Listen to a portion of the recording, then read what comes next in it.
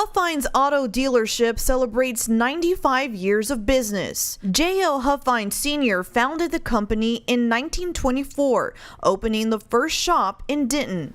The rest is history. 64 is the one that I bought. A big part of that history, Harvey McLean. 1964 full-size Chevrolet. That's the first car that I bought and owned in my life. He got behind the wheel his senior year of high school. I started off as just a floor sweeper and a flunky. McLean spent 30 years at Huffines, working under 3 generations and moving on up the ranks. I was a favorite again, believe it or not. A class act that eventually led his career to becoming the assistant service manager at several locations. They were so good to me all those years that I worked for them. They treated me well, and they treated my family well, and they paid me right.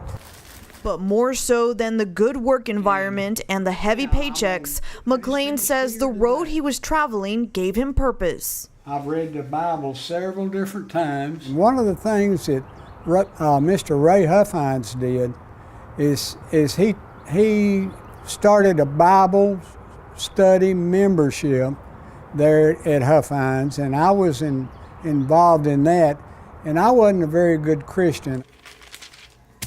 He's helped me to be saved and have a future in heaven with Jesus Christ and the Lord my Savior. 3 decades of changes in his personal life and the car industry. In 1964, I bought a 1964 Chevrolet Impala, and I bought it for about $3,500.